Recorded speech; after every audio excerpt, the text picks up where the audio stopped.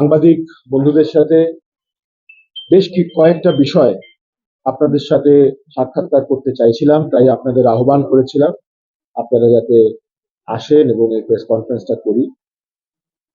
প্রথমেই আমরা আরেকবার দেখলাম এখানে যিনি তৃণমূলের প্রার্থী হয়েছেন কল্যাণ ব্যানার্জি, মহিলাদের প্রতি ওনার কি ব্যবহার। উনি কিছুদিন আগে মন্তব্য করেছিলেন, কোন একটা মঞ্চ থেকে মন্তব্য করেছিলেন, মেয়ের চোখের জল। কালকে অপরূপা পোদ্দারকে অপমানিত করে মঞ্চ থেকে নামিয়ে দিলেন। তার চোখের জলের কোনো মাইনে নেই। সেই একজন ইয়াং সাংবাদিক যে তাকে প্রশ্ন করেছিল, তাকে যেভাবে আক্রমণ করলেন, তার চোখের জলের কোনো মূল্য নেই।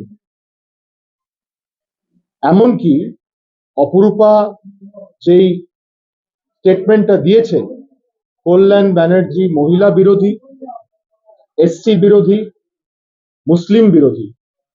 ভেবে দেখুন, তৃণমূল কংগ্রেসের একজন নেতৃত্ব যে এমপি থেকেছেন, আজকে কল্যাণ ব্যানার্জির আসল চিত্রটা সকলের সামনে চলে এসেছে।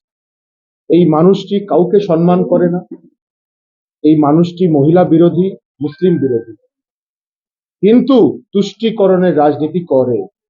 এই হলো কল্যাণ বন্দ্যোপাধ্যায়ের ক্যারেক্টার, তার চরিত্র। আমাকেও ব্যক্তিগত আক্রমণ করেছে। দীপশিতা ধর যে সিপিএম এর প্রার্থী, ও তো তার মেয়ের থেকেও হয়তো তার বয়স কম, তার নামে কি বলেছে? এটা কিরকম প্রশ্ন ইলেকশনের মাঝখানে যে সে বিয়ে করেনি? এটা কিরকম প্রশ্ন? উনি কি বুঝে গেছেন উনি হেরে গেছেন, হেরে যাচ্ছেন, তাই এইসব করছেন? দীপশিতাকেও ছাড়ছেন না, মিস ইউনিভার্স বলে তাকে কটাক্ষ করা হচ্ছে। কোন লেভেলে নামছেন উনি? এই জিনিসটা জগদীপ ধনকরকে করেছেন, প্রাইম মিনিস্টারকে করেছেন, পার্লামেন্টের ভেতরে নানান নেতা মন্ত্রীকে করেছেন।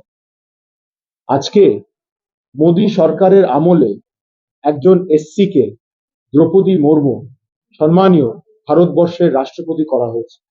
উনি নির্বাচিত হয়েছে রাজ্যসভা, লোকসভা, বিধানসভার ভোট নিয়ে।